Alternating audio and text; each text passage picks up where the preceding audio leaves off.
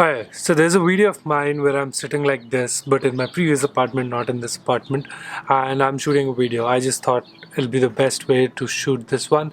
I forgot my tripod in Chicago, so it's a weird setup, but it's a weird setup which I have here with the chair and the tripod. I posted a story on Instagram, so let's do Q&A number 4. I think the last question and answers we did was in Providence, Rhode Island. I was just looking at the video and it's been crazy on what all things has happened. This is my first video which I've been shooting after the whole meetups in India, and let's just get into it. The first question is, how was the India trips and meetups? Well, they were great, fabulous, fantastic. I do not have words to describe how surreal the feeling was to meet all of you.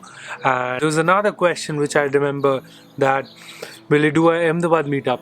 Well, I'll cover Delhi, Ahmedabad, Chennai and Kolkata as well this time. So I want to do a 8 city meetups, and I will do that as soon as I come to India next time.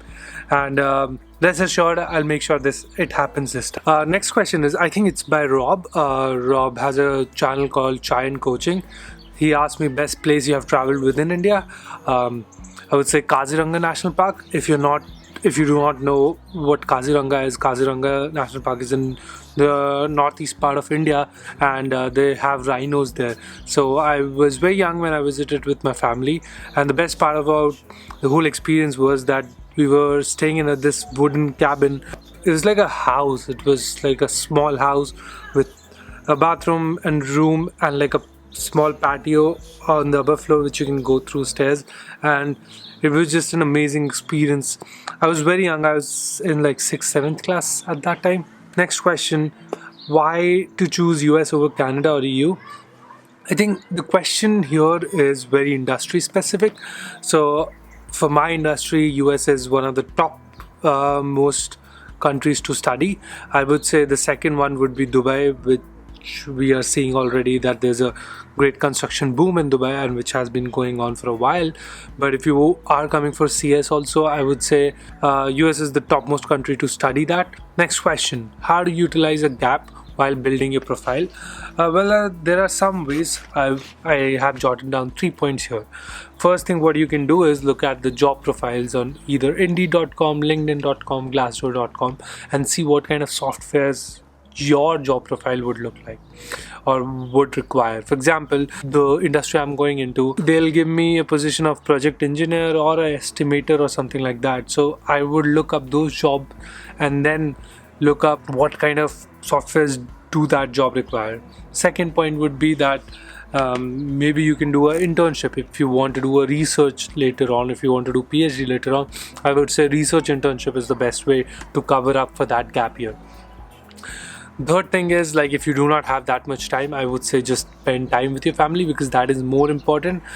Once you come for masters, there's a chain that you have to follow, that you have to get a job, or you can't come back to India because you can't pay back the loan if you have taken any. So I would say if you have 3 months or something like that for the gap year, just spend the time with your family. That is more important than anything else. Everybody will get a job if they're persistent enough. Next question, what was the most common experience you had during the meetups? So I think it's on me. The most common experience I had during the meetups was not being able to answer all the questions. We did a solid 1.5 hours to 2 hours question and answers every time, every meetup in all 4 cities. Even then, I'm sure I wasn't able to answer all of the questions, and I wasn't able to answer all of the people who were asking me questions, just because it was practically impossible to answer 160 questions in one sitting. I tried my best, but I'm trying to figure out a way that this, there's no repetitive questions are being asked in the next meetups. I'm trying to get something done. Stay tuned for that. How will graduating change your YouTube content? Have you thought about it? Honestly, I have thought about it. I don't know what's gonna happen. I'm graduating in 1 month and 10 days, not even 10 days now, well, actually just 1 month, and I'm not sure. The only thing which will change is the flexibility in my time schedule. So I'll be working either 8 to 4, 9 to 5, and then I don't know how I will utilize my time in the free hours, but I'll have my weekends off, which is great. So I don't know really. I've thought about it, but since I'm getting into the industry, maybe I'll bring more industry people, which will be useful for you to get jobs. At the end of the day, it's all about how I can help you better. Next question: having a single I-20 during the interview will have any kind of disadvantage? Okay, this question actually got my attention because I saw this question being asked by somebody else as well, and I just want to say that no, you have to have only one I-20. There's no point of having different I-20s. It'll cost you more money. Like, it's $60 to ship I-20 from the United States to India. That is expensive. So I would say hold on to one I-20, decide which university you want to go for, and then only order your I-20 and then go for a visa interview. It's not a disadvantage, is it? It is actually the way it is. You have to have only one I-20 in your hand. The question, who inspires you the most? So I can't pinpoint in my whole life that there's this one person who inspires me the most. I've been listening to this podcast called How I Build This with Guy Raz. It's on Google Podcast, NPR, iTunes, everywhere. It's on Spotify as well. So you should listen to that. A lot of entrepreneurs, a lot of people who have built big companies talk about how they built it, and that's what I listen to get my inspiration. So my inspiration is not only one person. It keeps on changing as I'm going through the phase of my life.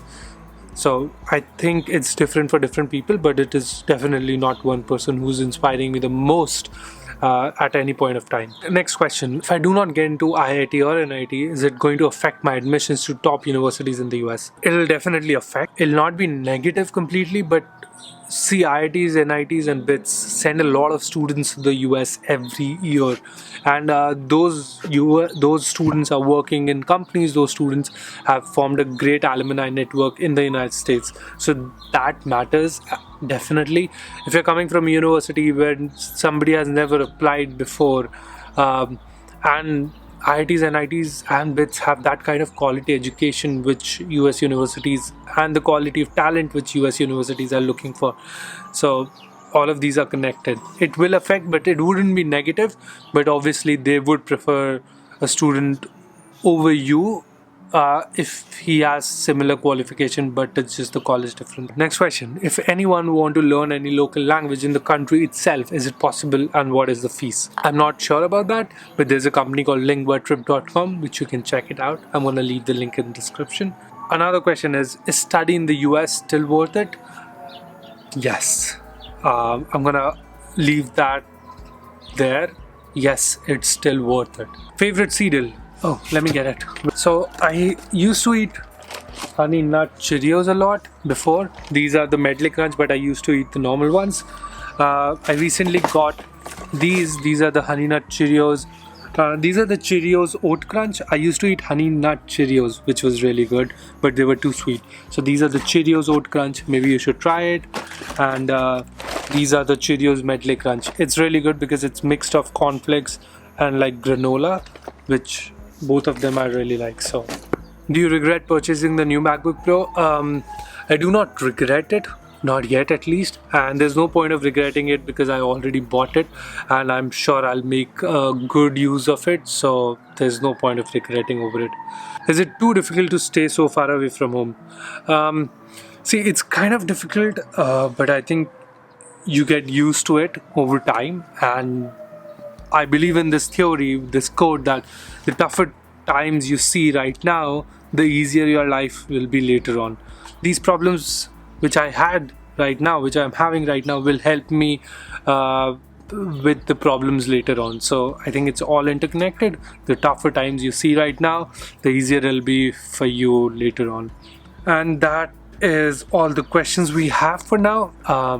Sorry guys, this was a quick video, but thank you so much guys for watching this one. I hope you find it useful. So there's a racism video which I am working on right now, which will come on Thursday, and just stay tuned for that. If you have any questions regarding racism or anything, let me know. So thank you so much guys for watching, and until then I'll see you in the next one. Well, I'm wearing a MQBHD hoodie, so peace.